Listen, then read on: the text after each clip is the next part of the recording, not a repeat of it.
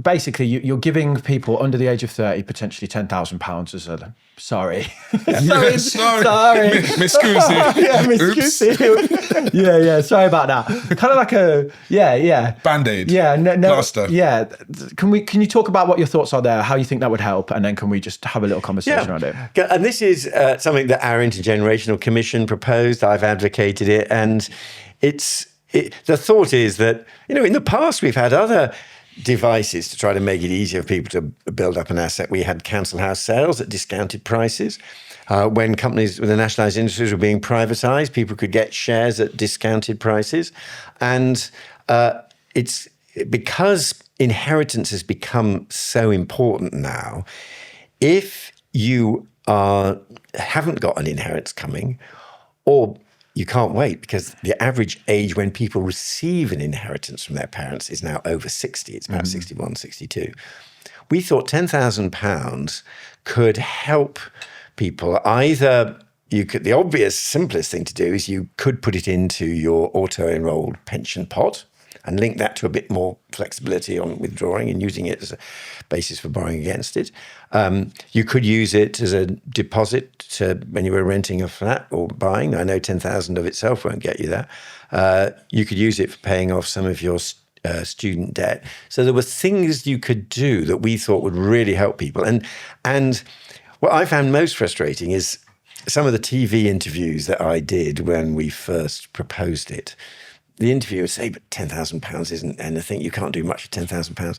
£10,000 doubles the wealth of well over half of all people aged 30. It is actually quite significant when you are starting up. Yeah, unless you spend it in Vegas. Yeah, I was going to say, it depends on what they spend it on. Yeah. You came up with the age 30 and under, right? Yeah, you're speaking to to some mid-30-year-olds. Can we make it 40 and under? Us? Yeah, what about us? We just fall through the cracks. Well, you see, I think this is the kind of debate to have. I mean, we suggested 30. You could make it younger. You could make it older. 37 maybe? Yeah. By the time it comes in, let's say 38, just in case it takes a while to implement. Because there is this thing of, for under 45, say, I bet there's 45-year-olds will be like, hold on. But 30 to 40, these are people that I graduated during the financial crisis. Yeah. I have known nothing but like job markets in turmoil. So to 30 and under, you're excluding a lot of people.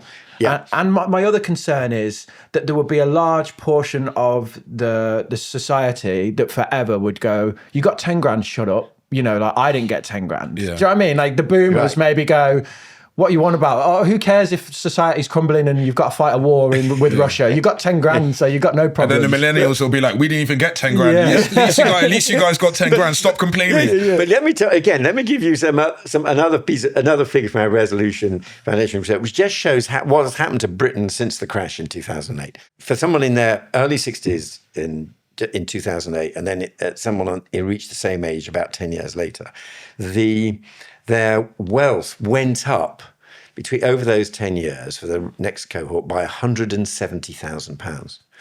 For someone in their early 30s in 2008, compared with someone in their early 30s 10 years later, their wealth went down by £30,000. Which is a very big proportionate fall.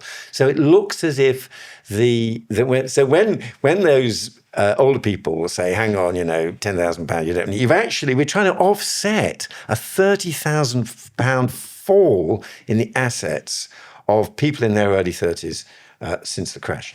And that, I think, is another part of the challenge. And going back to what I said earlier about inheritance, although, of course, every parent is doing their best for their own kids, I don't want our kids to grow up in a kind of caste society where the only way to have any wealth is to have inherited it, and there's low social mobility, and you don't have the smartest people in the key jobs and everything. I think helping give people just that tiny bit of extra cushion is worth it. And I do like this idea that you put forward, or you hinted at, of being able to almost lend against your pension value. For people from a deposit perspective, there'll be lots of people out there where the most money they've got is locked in an account that they can't touch. So this ability to maybe have like a charge against it, or lenders to say, you have this second charge or a charge, and I don't know, maybe it's repaid through the contributions, or it's taken at the point they can access the pension. That might get them on. Exactly. We're not going into the detail, but you could imagine that this was another feature of a more flexible auto-enroll pot of money. And if you've got that money being built up in your pension, one very simple thing to do, now that this mechanism is in place, you could put an extra £10,000 in for people, but with a bit more flexibility on borrowing against it or drawing on it in an emergency.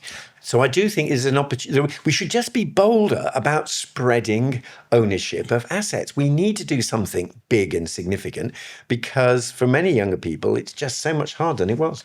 So you wouldn't say just drop £10,000 in everyone's bank account and let Stimmy them checks. Yeah, in just America. like exactly. Shiba like Inu just goes crazy. Bitcoin goes to record heights.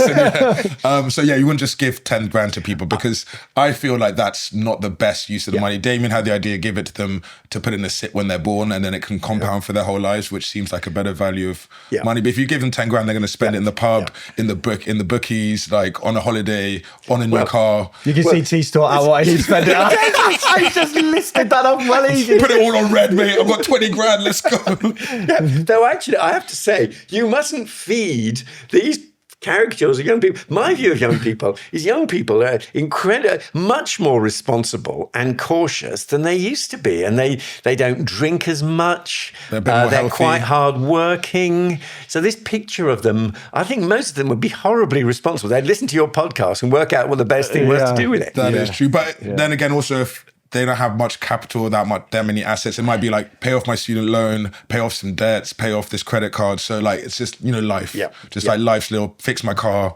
So all these little things. And as I said, and even since when we first proposed this idea a few years back, the growth and the success of auto-enrollment has, as I say, has meant that we've now got a vehicle that you could use with a bit of extra flexibility alongside. That's a great idea. That was a clip from our full-length conversation with Lord David Willetts. He's the president of the Resolution Foundation. You can watch the full interview right here.